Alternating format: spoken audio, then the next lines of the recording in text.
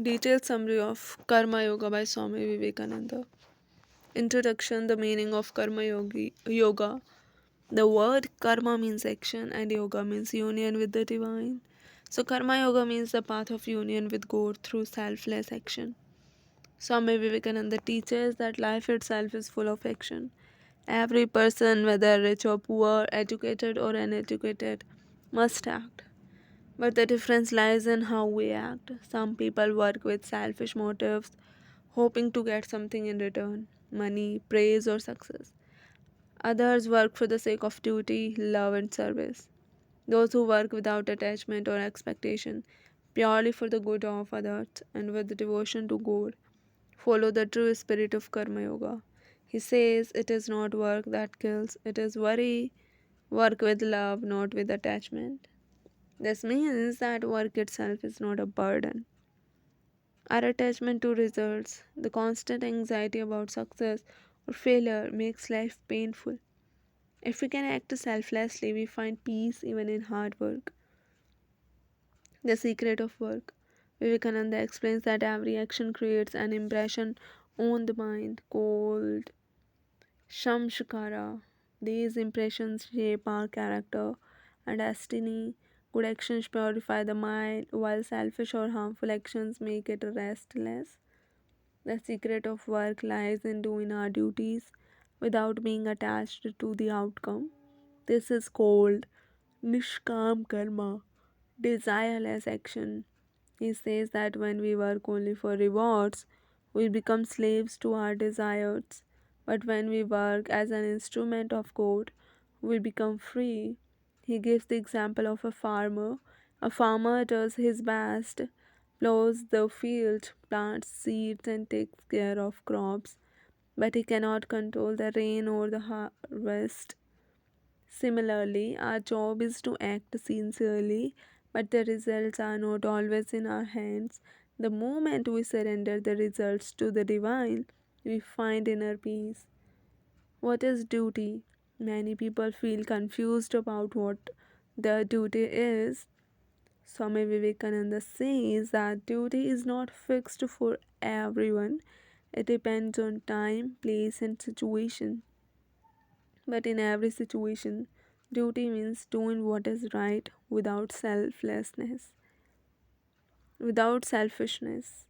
He says that sometimes duty may appear unpleasant or difficult, but that is a test of spiritual strength. Real Karma Yoga is doing the right thing even when nobody is watching and not expecting any reward. He also warns against judging others' duties. Each person has their own path and responsibility. Instead of comparing or criticizing, we should focus on perfecting our own actions. The only duty is to be unattached and to work as free beings, not slaves. The ideal of Karma Yogi.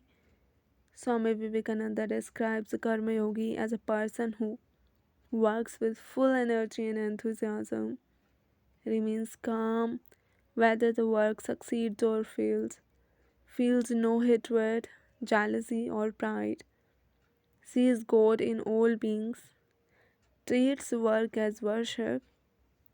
A Karma Yogi is like a lotus flower that grows in muddy water but remains untouched by it.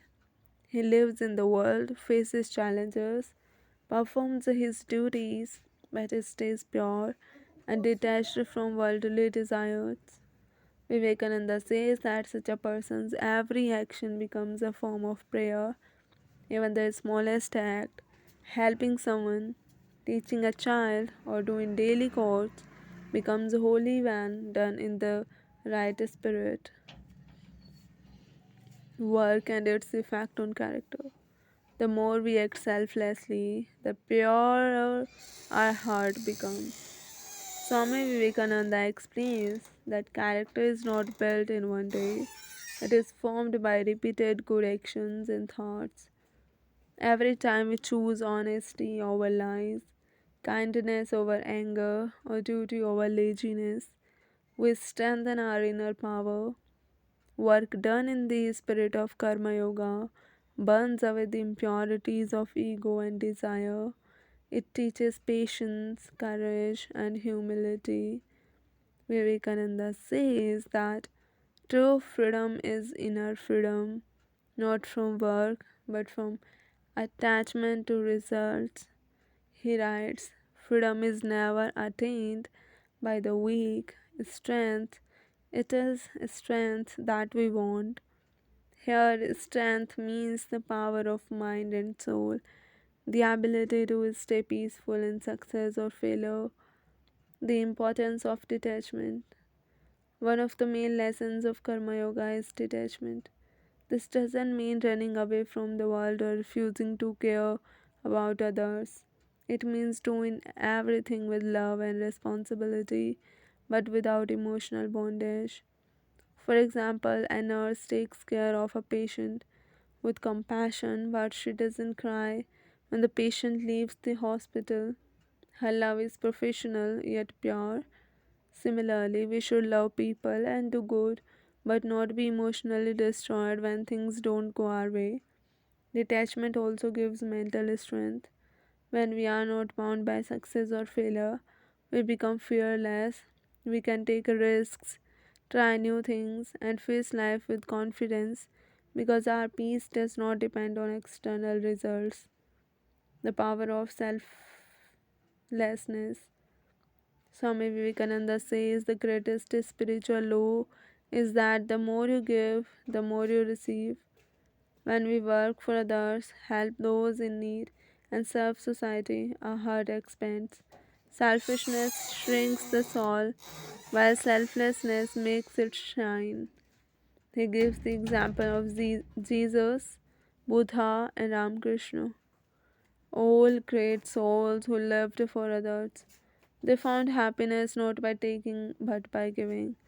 That is the essence of Karma Yoga. Service is worship. Vivekananda teaches that we should see God in every human being. When we feed the hungry, teach the ignorant, or comfort the sad, we are serving God Himself. This way, every action becomes sacred. The law of karma. According to the law of karma, every action has a reaction. Nothing we do is lost. Our good and bad actions return to us, shaping our future. This law is not meant to frighten us, but to make us conscious and responsible.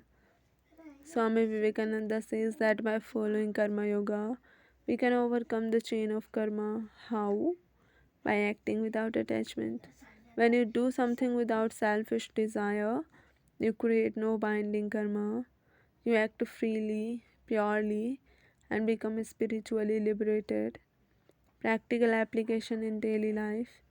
Vivekananda's teachings are not meant only for monks or saints, they are for everyone. He says a person can be spiritual even while doing worldly work, whether as a teacher, doctor, student, or laborer. Here's how Karma Yoga can be practiced daily. Do your best in every task, study, work, relationships. Accept results calmly without joy or sorrow. Avoid selfish motives. Think how can this help others. Be honest and disciplined. See God in everyone. Treat people with respect. Work as worship, not as pressure. When we live this way, our heart becomes peaceful and our mind becomes strong. Freedom through work. In the end, Swami Vivekananda says that Karma Yoga leads to freedom, freedom from worry, ego, anger, and attachment.